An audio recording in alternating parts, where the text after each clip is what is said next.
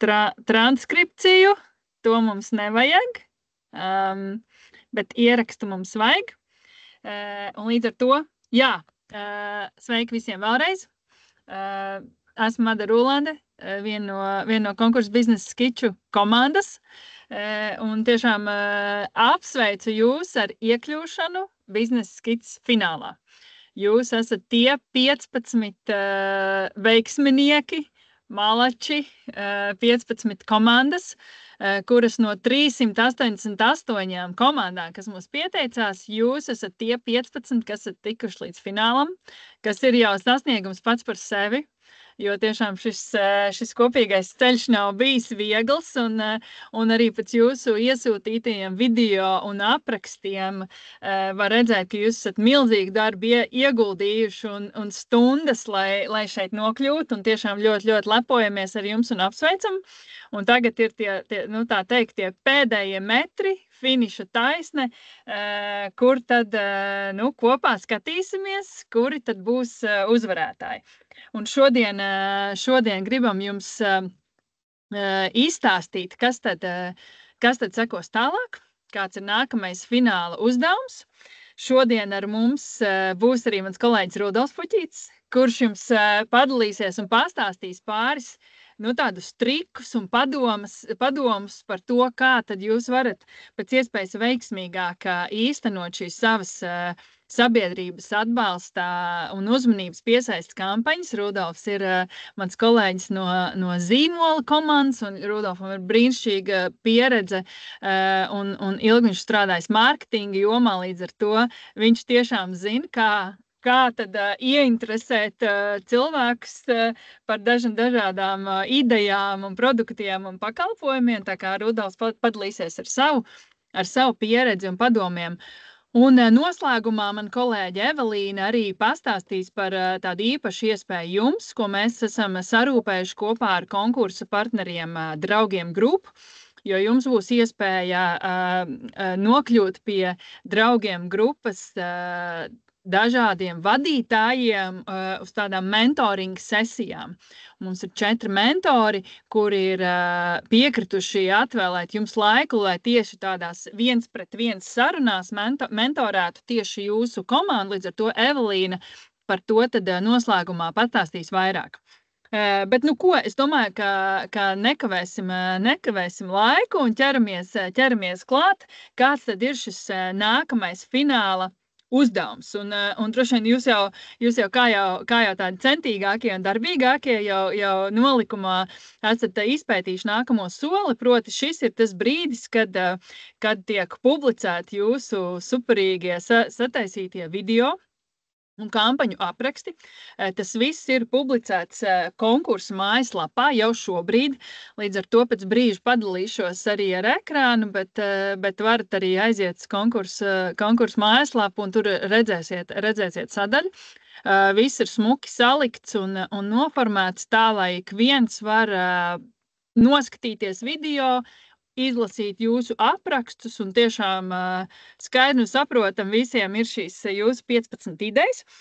Tad tas uzdevums ir pavisam vienkārši. Šobrīd sākas tāds sabiedrības uzmanības un atbalsta vākšanas posms, kurā jums līdz 25. martam ir jādara viss iespējamais un neiespējamais, lai par savu ideju, par savu biznesa plānu, par savu produktu vai pakalpojumu ieinteresētu pēc iespējas vairāk cilvēkus un saņemtu viņu īkšķīti, jeb Facebook like, kas tad arī palīdzēs noteikt konkursu uzvarētājus. Proti, beigās tad uzvarētājs mēs noteiksim kombinējot žūrijas balsojumu un savākto sabiedrības cilvēku patikšanu, jeb Facebook like, ko tad arī varēs sekot, kam tad arī varēs sekot līdzi konkursu mājaslapā. Tur tad varēs arī redzēt, cik nu kuram šie laiki ir, un jūs varēsiet paši sekot līdzi, kā tad jums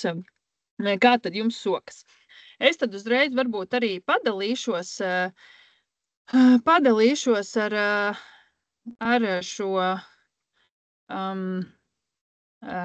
sadaļu. Jūs varēsiet redzēt, kāds izskatās. Var redzēt manu ekrānu, jā? Konkursu lapu. Super. Nu, lūk, te tad arī var redzēt.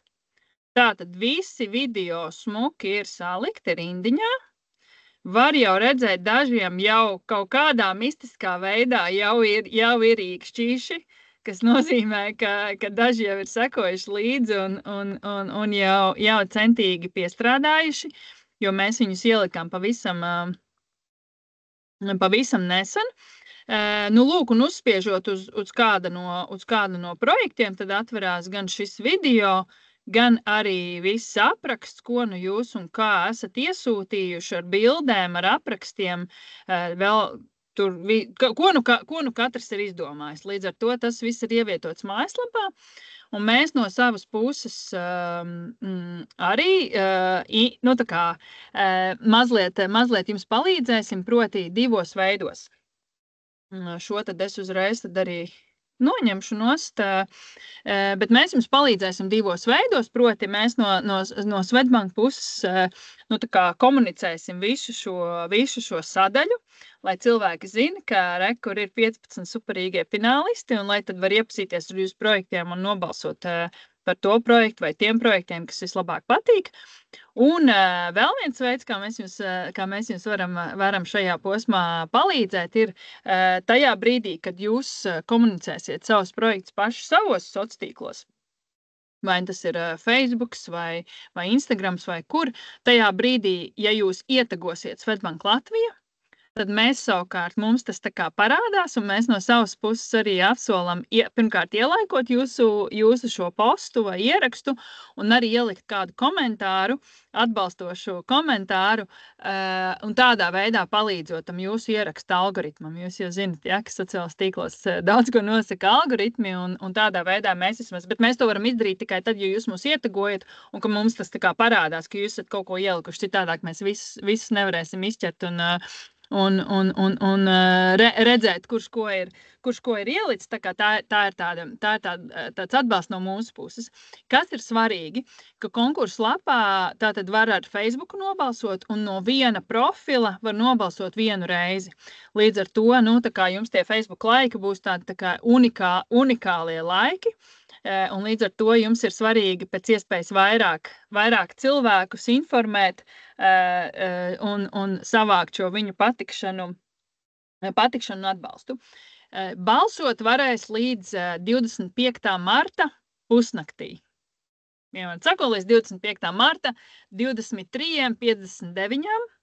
Un tad balsošana slēdzās, un 26. jau mēs savā pusē jau liksim kopā visus vērtējumus, rezultātus un skatīsimies, kuri tad ir uzvarētāji. Un apbalvošana arī konkursu mājaslapā tas ir, bet vēlreiz pasaku visiem un lūdzu noziņojiet arī savām komandām. Apbalvošana ir 28. martā, 3:00 pie mums Swedbankā, Balastdambī.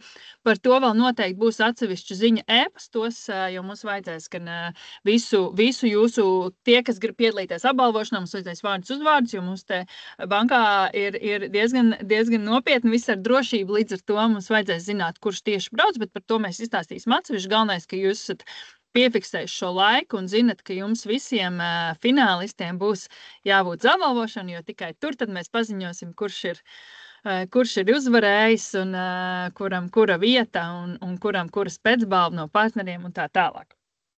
Līdz ar to, jā, tas ir šobrīd svarīgākais par to nākamo posmu.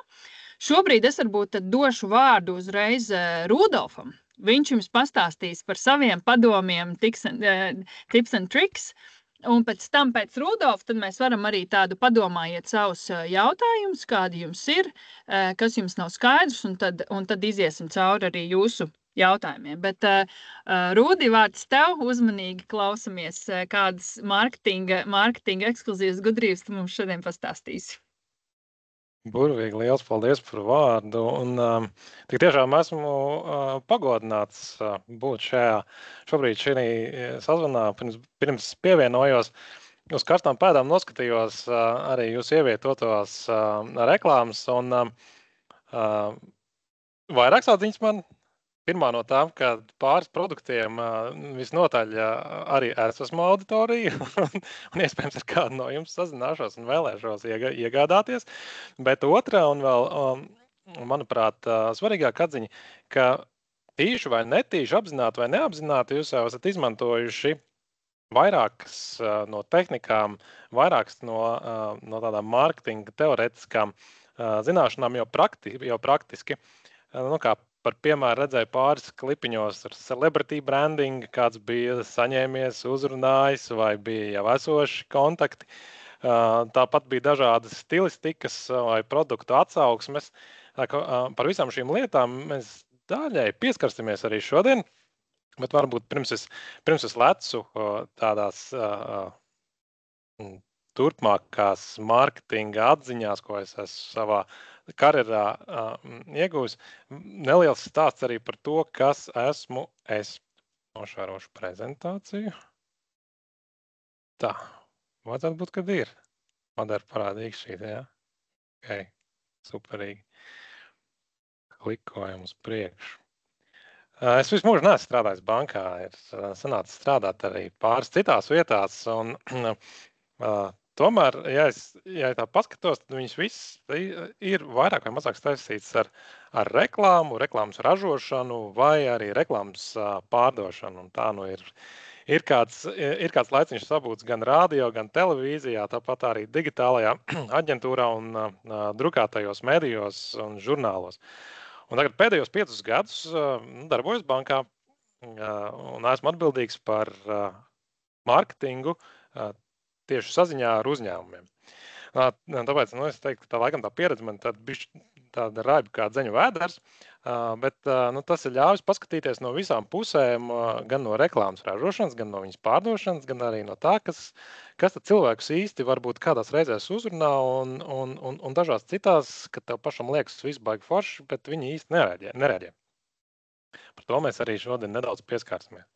Bet, kas es esmu par putnu, bez tā, ka es arī strādāju, man ļoti patīk kalni un aktīvas lietas un sportošana, un man patīk lasīt. Un kaut kā tā ir sagadījies, ka es mēdzu atcerēties tās lietas, kuras es izlasu, un tāpēc dažas no tām es arī pieminēšu šodien. Un būs uzlikts arī pāris atsauces, un mūsdienās ļoti viegli, ja interesēs, varēs sameklēt internetā vairāk par to, ko es esmu stāstījis, ja kaut kas no tā liekas izmantojams. Un par spītam, ka man patīk aktīvas lietas, un es arī reklamēju būt aktīviem, man garšo viss kaut kas ļauj būt arī priecīgam.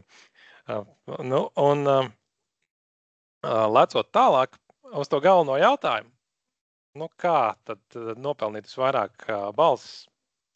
Līdz galam es nezinu, jo katra jūsu ideja ir atšķirīga, katra jūsu komanda ir atšķirīga, un varbūt arī katram no jums ir atšķirīgs mērķis.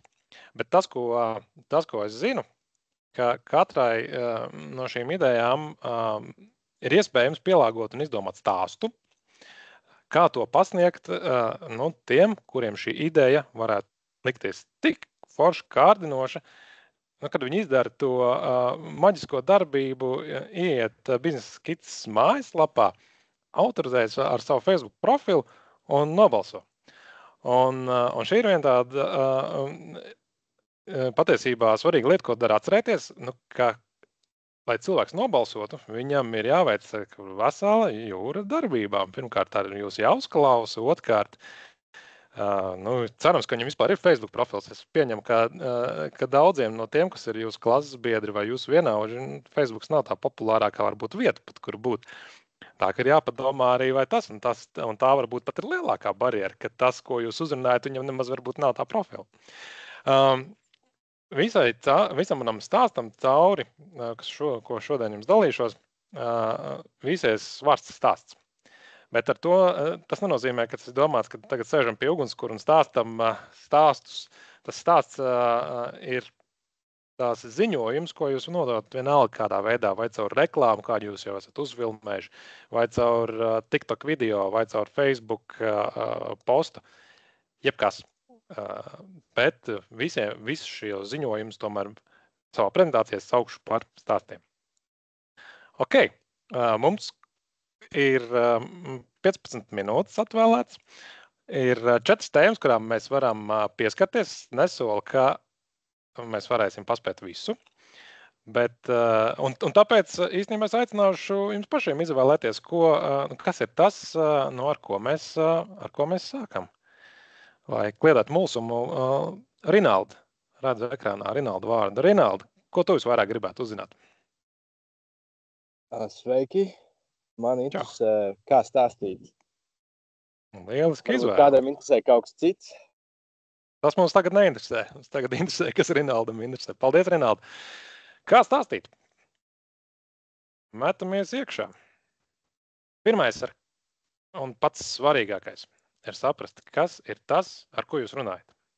Un arī pilnīgi vienalga, vai tā ir klātiene, vai tas ir sociālo tīklu posts, jums ir jāzina, kas ir tas cilvēks, ko jūs gribat uzrunāt ar savu ziņojumu. Un iedomājieties, jums it kā vienkārši uzdevums, jāapskaidro, kā pasūtīt boltiņām. Es pats nekad neesmu pasūtījis, bet man liekas, ka es varētu paskaidrot šiem te pavisam noteikti. Aplikācija ir nepieciešama, tad tur bankas konts jāpievieno, pasūtīsi, gaidi kurjeru mājās.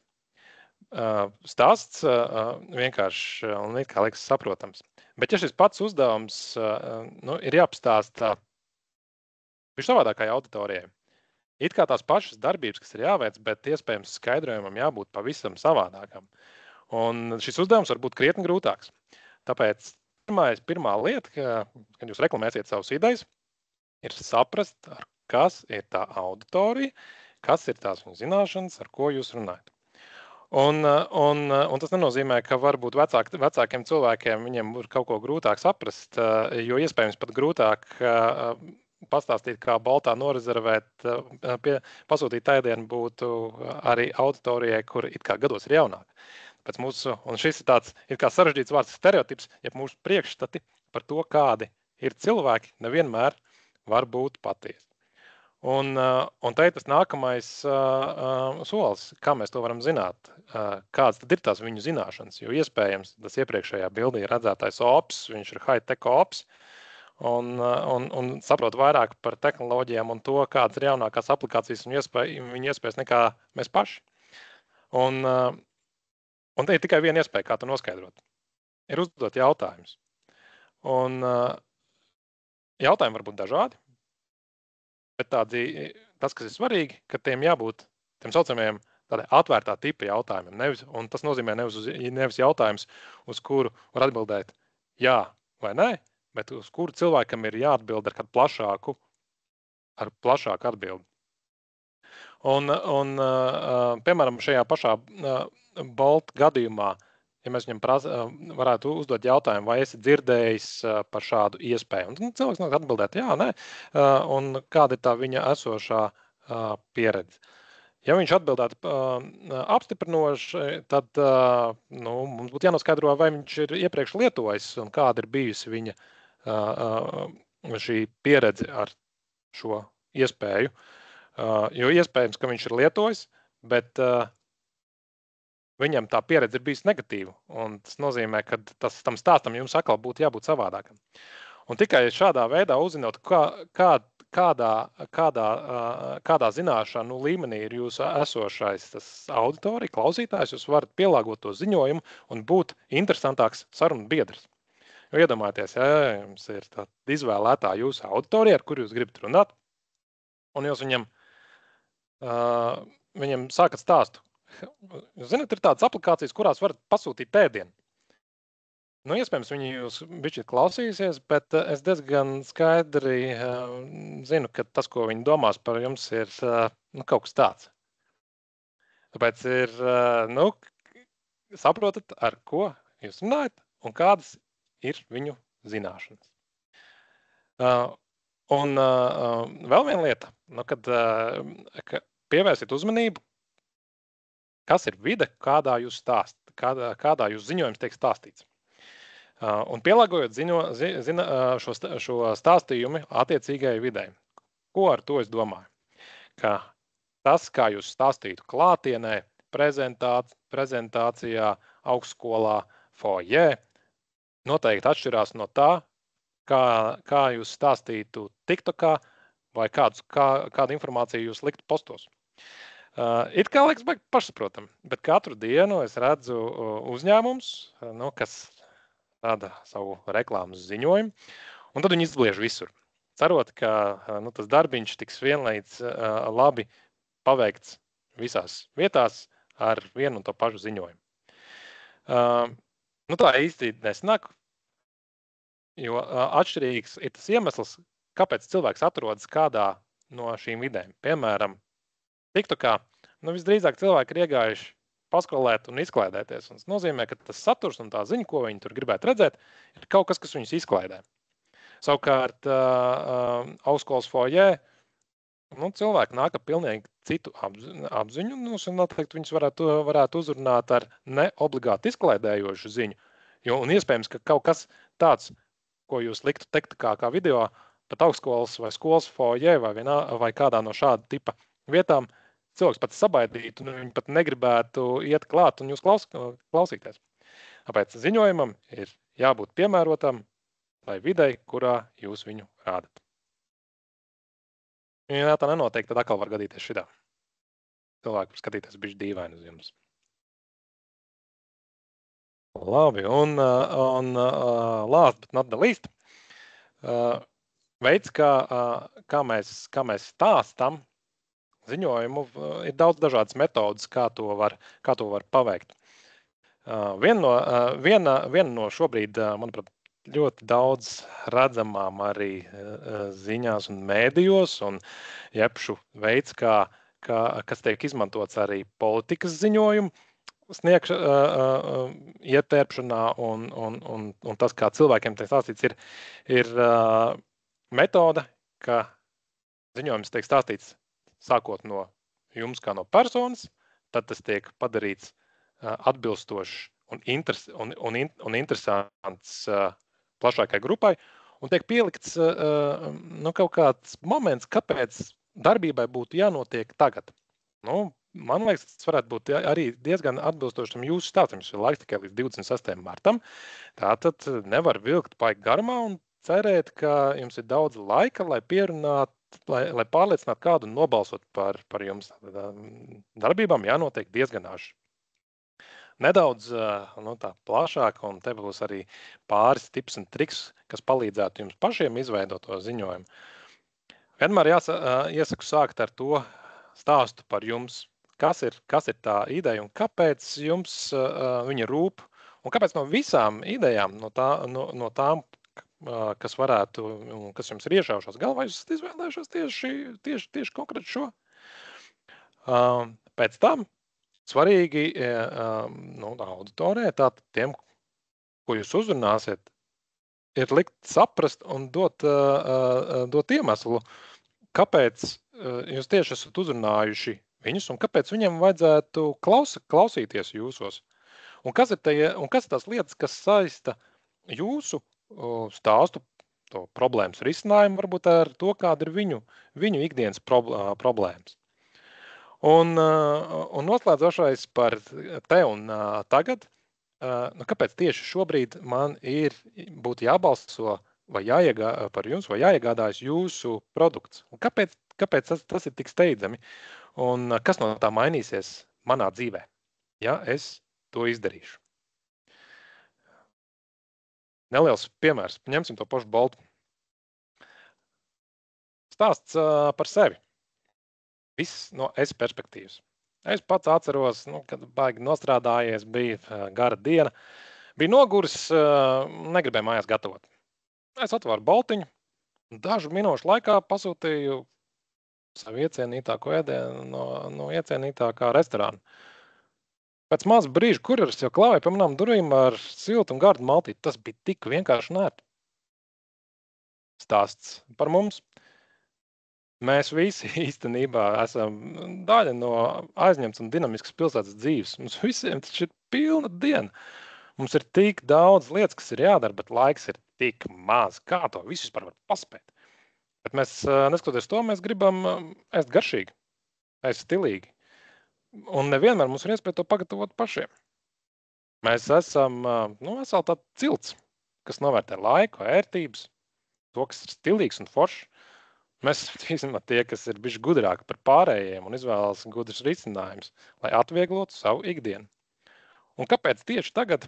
Tāpēc, ka šodien mēs dzīvojam tādā laikā, kad tehnoloģijas taču padarījušas mūsu dzīvi ērtāku, un mēs varam pasūtīt ēdienu ar dažiem klikšķiem un gatavs. Man nekur nav jāiet. Un tas būs tūlītās tepat pie manām durvīm.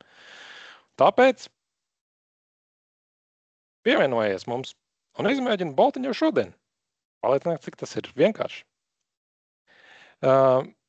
Garš piemērs, bet to noteikti var saīsināt un uztaisīt to saukto, daudz kur dzirdēts elevator pitch. Bet šis ir tas veids, kā sasiet kopā jūsu ideju ar to, kas varētu būt svarīgs klausītājiem un kāpēc tas būtu jādara tagad. Lecam tālāk. Okay, tikām cauri vienam tematam.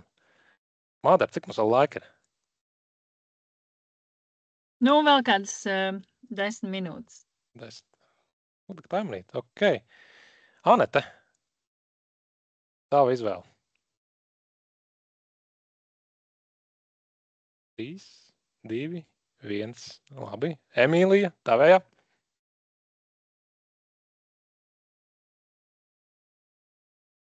3, 2, 1. Ko stāstīt? Ko stāstīt? Paspēja pēdējā brīdī ielikt vilcienā. Jā, divas lielās stratēģijas. Viens ir iežēlināt. Dažreiz un dažiem tas strādās, bet tas laikam tas atslēgas vārds ir uz dažiem. Bet noteikti izmēģiniet. Bet uz lielāko daļu jau tomēr nē. Un tā atbilde ir tas, ka ir atšķirīgas motivācijas, atšķirīgs iemesls jums un jūsu klausītājiem, kāpēc kaut ko darīt, klausīties vai gluži otrādi nedarīt. No jūsu puses, ja es tās ļoti virspusē skatos un būtu kāds komandas biedrs, tad tā mana motivācija būtu, pirmkārt, dabūt uzmanību, tā, lai mani klausās, lai mani pamana, un otrs, dabūt to darbību, lai viņš iet biznesa skicēs nobalsot, un es tieku pie Grand Prix līdz 26. martam. Bet kāda ir klausītāja un tā balsotāja motivācija? Kāpēc viņiem pievērst uzmanību? Kāpēc viņiem veikt kaut kādu darbību? Tas prasa manu laiku, varbūt vēl kaut ko, varbūt man jāreģistrētas Facebook konts. Kāpēc man to darīt? Tā uzmanība ir tā, ka cilvēka ikdiena ir pilna ar lietām, kam ir jāpievērš uzmanība, un jūs būsiet viena no tām. Un turklāt ir vēl 15 vēl, tātad bez jums 14 vēl citas idejas. Ar ko tad jūs tur atšķirties, kāpēc man varbūt nebalsot par citu? Jums jārada. Un iemesls, kā jūs pamanīt, dzīvnieku pasauli to jau ir ļoti labi atrisinājusi. Ja tu gribi būt pamanāms, tad tev jābūt pamanāmam un pamanāmākam iespējams par citiem. Bet šeit var atcerēties arī svarīga lieta, ka cilvēks smadzenes ir iekārtots veidā, ka ja kaut kas ir pilnīgi atšķirīgs, neredzēts, tad tas var būt biedējuši. Tas nozīmē, ka pamanāmībai ir jābūt pietiekami samērīgai. Ar to es domāju, ka jūs būsiet krāsaini un redzami vienalga kādā izpausmē, forši, bet noteikti visam ir kaut kāds limits, kas varētu būt arī nedaudz biedējošs. Bet kas ir tas limits? Tā ir to principā jūs uzzināsiet tikai un vienīgi eksperimentējot un skatoties, kas vislabāk nostrādā un ļauj jūs pamanīt. Otrs, kāpēc viņiem veikt kaut kādu darbību jūsu labā? Daudz un dažādi teorijas mārketingā eksistē. Šī ir viena no populārzinātniskajām. Tāds sīpoliņš, kur pašā centrā ir tas kāpēc. Nākamais slānis ir, kas ir tas īpašais veids, kā jūs darat to lietu, ko jūs darat atšķirībā no varbūt citiem, kas dara kaut ko ļoti līdzīgu. Un tas pats ārējais ir, kas tad īsti ir tas, ko jūs darat? Tā nelielā varbūt problēma, ko es ikdienā redzu, ka lielākā daļa izvēlas tikai to ārējo sīpolu miziņu. Pasakot, tas ir tas, ko es daru, cerot, ka cilvēki paši par sevi sapratīs, kāpēc viņiem ir jāizvēlās jūs.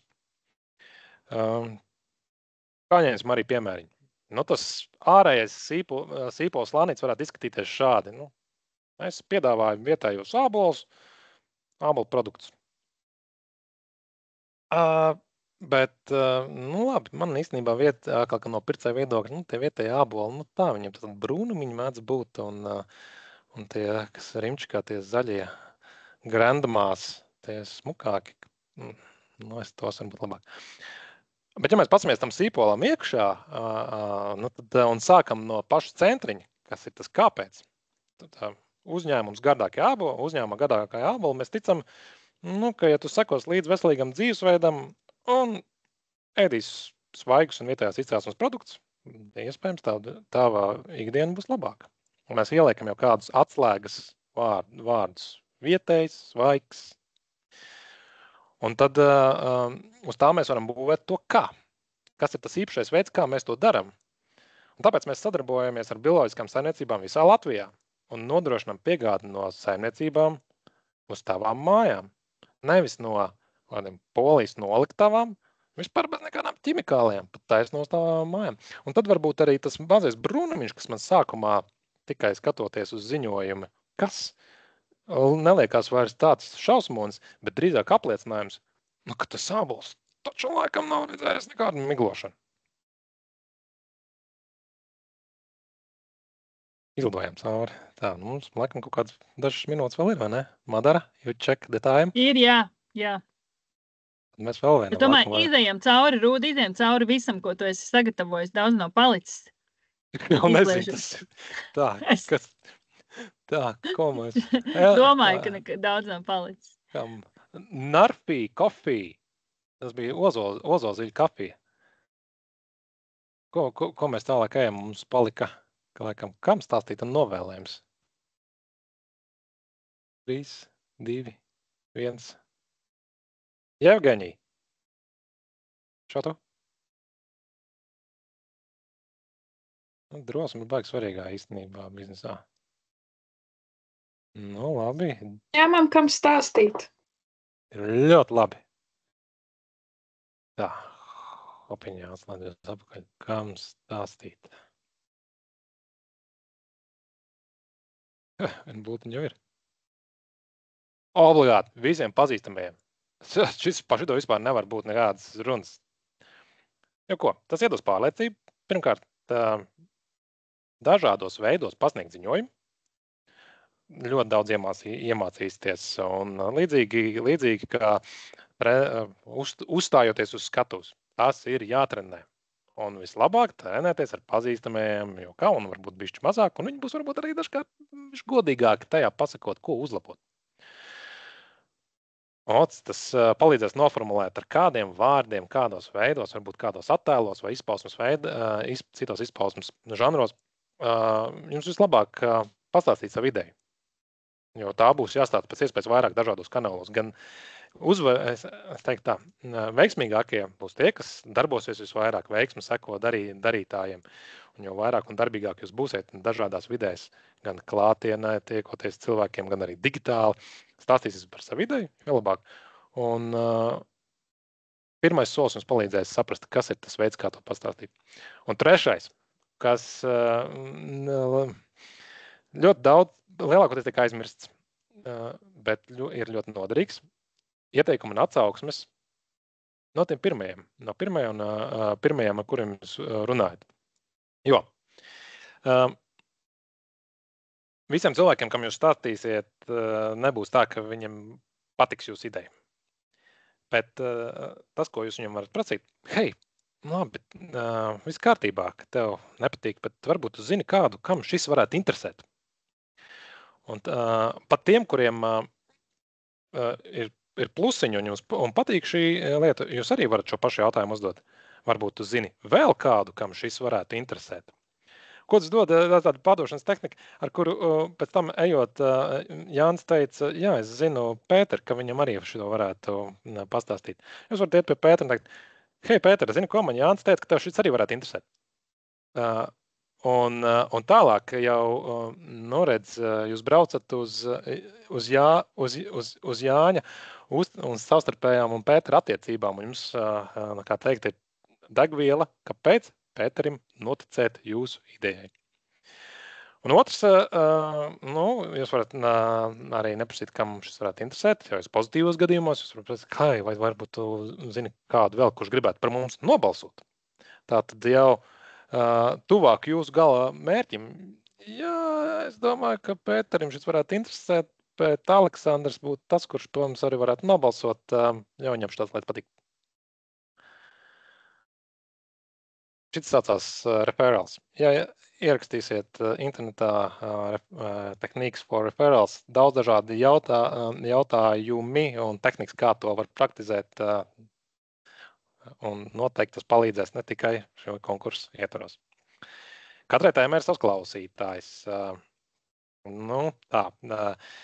Ja man būtu jāapstāsta kaut kas par makšķerēšanu, visdrīzāk es stāstītu viņai. Vai, ja man būtu jāapstāsta kaut kas par PAW Patrols jauno sezonu, gan jau ka viņam. Iespējams, jūs atšifrējāt labāk nekā es, kuram kas ir jāstāsta. Dažreiz paveicās, ka cilvēki nodod to, kas ir tā tēma, vai kas ir tas pick-up lines, saucamais, kā ar viņus uzrunāt.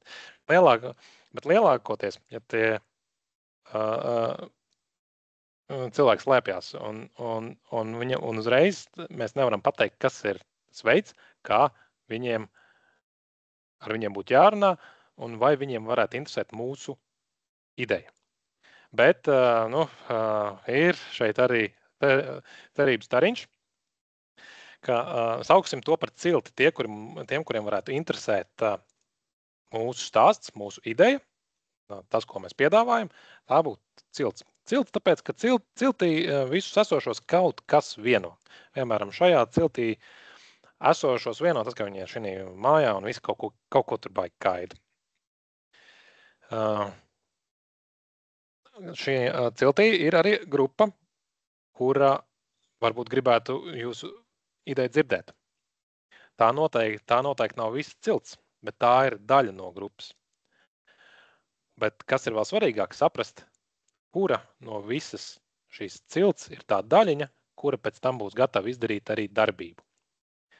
Darbiņš ir grūts, kā es teicu, jārunā būs ar daudziem cilvēkiem, jāuzrunā vesela cilts, un tikai ejot atkal solīt pa solītim, jūs sapratīsiet, kuri grib dzirdēt un kuri grib izdarīt darbību. Mārketingā tas izskatās šādi, to attēlo kā piltuvi, un tad saka, ka augšējā sadaļa tie, kuri grib, ir ok, viņi uzzinās par jūsu ideju, bet tikai daļa no viņiem būs tie, kuri apsvērs, vai viņi būtu gatavi veltīt savu laiku un ieiet biznesa skices mājaslapā un nobalsot par jums. Un vēl mazāka daļa, tad šie te ir tie, kuri par jums nobalsos. Diemžēl ir viens sliktās ziņas, kā ja visus cilvēks izstāsta, ka tev, ja mēs viņus visus sabāzīsim iekšā galā pēc kāda laika, cerams, līdz 26. martam mēs viņus visus dabūsim šeit lejā. Realitātē tā piltuva izskatās šādi, ka mēs viņus dabūnam iekšā un viņus laiku no visās vietās tek ārā un darbiņš daudz ir izdarīts. Šitie jau ir apsver un gandrīz jau ir tajā, lai nobalsot par jums, bet norojās. Un ar to ir jārēķinās. Bet kas ir kaut kādas veiksmes pazīmes, kā mēs varētu ietaupīt savu laiku un palielināt veiksmi? Saprast pēc iespējas ātrāk un labāk, kas ir šie te, vai ir veids, kā mēs varam iemācīties uzzināt uzreiz, kas ir šie, un tad ar viņiem strādāt. Lūk, un arī tie ir tikai un vienīgi jautājumi, kas jums ir jāizdomā par savu produktu, par savu ideju. Kāds ir mans klients, kas varētu klausīties, kas viņam patīk, vēl svarīgi, kas viņam nepatīk, ko viņš dara, ko viņš nedara, kur un kad viņš ir. Un vēl svarīgāk, kur viņi patiešām nav. Noteikti arī esat un ikdienā redzēsiet uzņēmumus, kas reklamēs dīvainās vietās, un kāpēc viņš tur reklamēs, tad taču nav neviena viņa klienta. Un ātrais piemērs. Iedomājieties, man ir ideja velospēdu apkop, atbrauks pie manis, savāks ričuku, un pēc tam salabos atvedīs apakaļ. Ierakstīju Googlā, kaut kāds tāds jau eksistē, izrādās bāc. Neko jaunu neizdomāju, izrādās. Un tad es domāju par tiem jautājumiem, kurus uzdevu. Kas varētu patikt tam klientam? Viņam varētu patikt pārējot, tad es vēl pēc šis īstenībā baigi svarīgi, ja viņš ir heiters, ričuk, tad viņš diez vai mūsos klausīsies. Viņam jābūt vecumā, kurš kustās un kuram ir nauda, un kurš ir gatavs tērēt naudu, gan puiki, gan meitiņi. Dzīvo visdrīzāk pilsētā un iespējams vietā, kur viņam nav garāža, kaut kas, kur viņš varētu remontēt. Viņam nepatīk ķimerēties, vai viņam nav laika ķimerēties, jo viņam jāpelna naudu galu galā. Un viņam, kas ir svarīgi, viņam patīk, ka tas ričuks ripo labi. Viņš tur ir saplīsuši, viņš nebrauc. Un kaut kas jau par viņa dzīves stilu. Viņam patīk, ka viņa apkalpo dzīves vietā. Bolts omnīv, tāda cilvēka, kas šo dara. Un ļoti svarīgi, ka tas būtu cilvēks, kuram nav bail sadarboties, nebūtu bail man sadarboties, un viņš nedomāt, kad es aizbraukšu viņa ričuku un nekad neatvedīšu atpakaļ. Šito es uzrakstīju, un pēc tam iemet iekšā ChatGPT. Klausies, vai tu vari uztaisīt man? Rek vēl, kurus viņi varētu satikt, ja es viņu dzīvē, tad šeit viņi varētu satikt pie pārtikas veikaliem 5. Bet atgriežoties pie ChatGPT, šo te aprakstiņu iemet iekšā un palūdzu, vai man nevar iedot kāds reklāmas saukļus, ko es varētu Faceitī ielikt. Visādi labāk un sliktāk, daži man pat likās interesanti. Un šis ir tas iemesls, kāpēc ir vērts piestrādāt pie tā un saprast, kas ir tas jūsu klients, kuram es vairāk varētu interesēt, jo pēc tam pat tehnoloģijas jums palīdzēs precīzāk. Dan, es atļaušos novēlējumu pateikt. Rīkst madara. Paldies. Ja jūs lidostā vai kur ir tāds grāmatu veikaliņi, biznesa plauktā parasti stāv, gāja, kā saka, bagātais tēts, nabagais tēts, bagātais tēts. Tāda, es tā grāmatā, viņu ir varbūt vērts izlasīt, bet man liekas, ka visvērtīgākais no tā kunga ir šis teiciens. Nebaidies būt sūdīgs. Un tas nozīmē, ka nemēģiniet arī pārgatavoties. Galvenais ir iet ārā un mācīties no pieredzes. Bet tomēr ir vērts atcerēties, ka veiksme seko līderiem. Līdzīgi kā Amazonā. Drīzāk izvēlēsties 4,8 nekā 3 zvaigznītes. Un kas ir šī konkursa ietvaros? Nozīmē, ka sākuma posms ir ļoti svarīgs. Savākt balsis, redzēju, ka jau kādam tur veidojās. Visiem pazīstamiem runājot. Jums ir jābūt balsīm jau uzreiz, jo veiksme seko tiem, kuri ir ieguldījuši jau darbiņu kaut kādu. That's it. Paldies. Sorry, kad aizņem bišķi vairāk laika nekā laikam man bija dots. Kolosāli, Rūdi, paldies tev liels. Šis jau bija tāds ātrais ievadkurs mārketingā, man liekas, ļoti vērtīgi. Ko, atveram, pirms dodam vārdu Evelīnai, atveram vienu jautājumu raundu, gan par to, kas tālāk konkursā notiek, gan varbūt jums ir kaut kādi precizējoši jautājumi Rudolfam. Tagad droši celiet rociņas vai rakstiet čatā. Šis ir tas brīdis, kad mēs varam uz jūsu konkrētajiem interesējošiem jautājumiem atbildēt.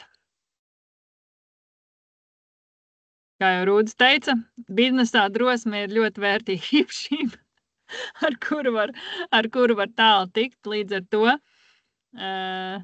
šis ir jūsu drosmes brīdis. Vai ir kādi jautājumi kādam? Jā, Daniela, vārds tev droši aiziet. Sveiki! Varbūt šis nebūs tieši jautājums par šo, kas ir bijis. Tas vairāk par mūsu. Tā, pazuda, izslēdzās mikrofons, nezinu, kāpēc. Mēģinam vēlreiz. Jā, atvainojos. Jā. Tātad šis ir vairāk jautājums par to pašu dalībnieku video, kas ir. Jā. Mūsu grupai Kristiāna Jessica Smart Wardrobe, kas ir mums vienīgām neiet šis video. skatījos, ieejot iekšā, ir apraksts un ir pievienotas šīs bildes, bet nevar apskatīties video, kas tikai ievietots šajā YouTube. Tā ir acīm redzot kaut kāda tehniska lieta. Tas būs tehniski, mēs paskatīsimies, jā. To mēs paskatīsimies tehniski un maksimāli ātri salabosim un tad dosim ziņu, kad ir salabots. Jā, Daniela, paldies, ka šito mums pateici. To mēs pēc iespējas ātrāk tad pārbaudīsim, kas par lietu salabosim un padosim jums ziņu, ka viss kārtībā. Jā, super, liels paldies jums. Jep. Vai ir vēl kāds jautājums?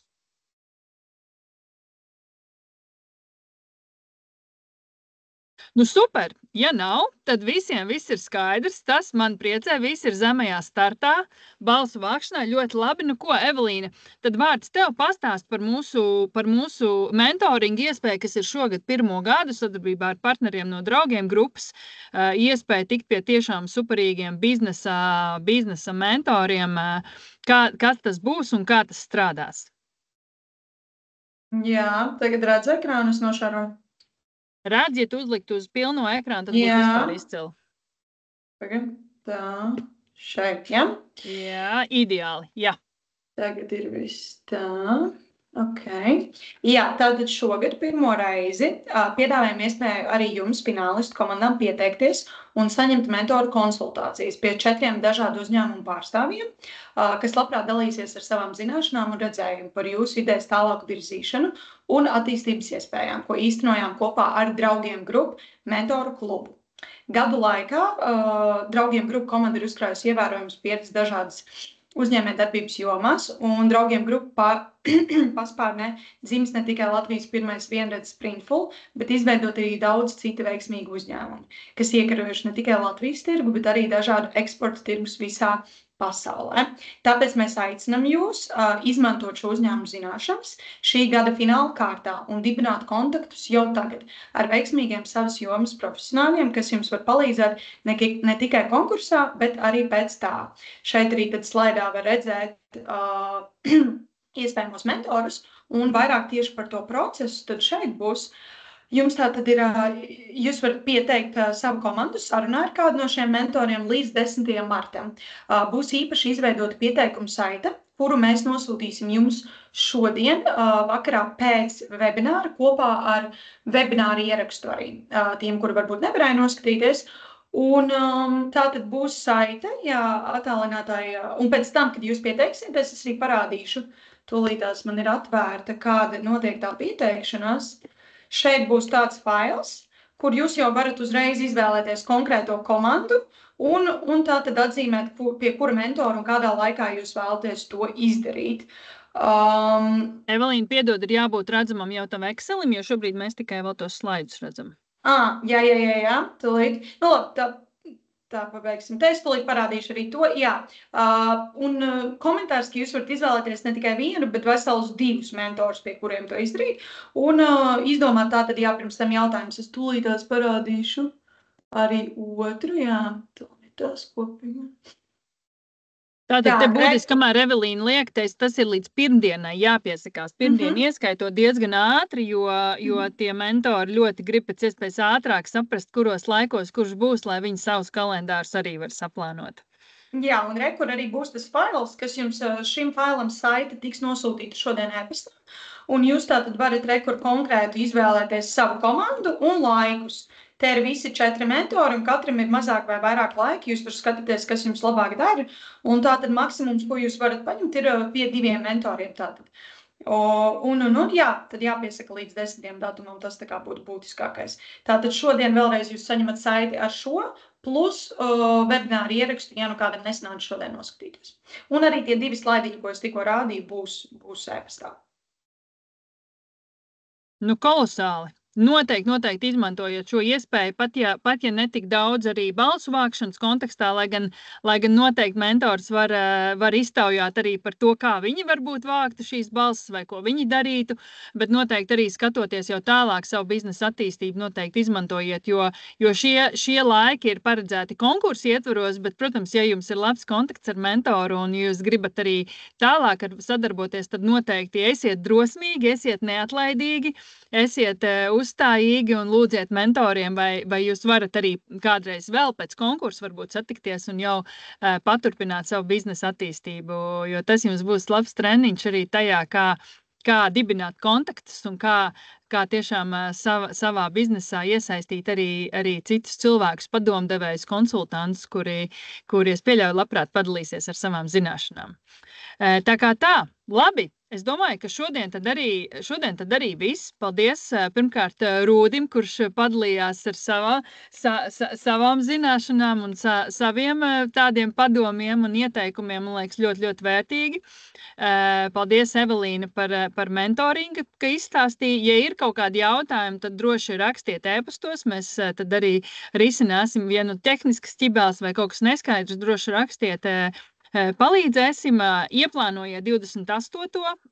martu biznesa skiču apbalvošanas pasākumu.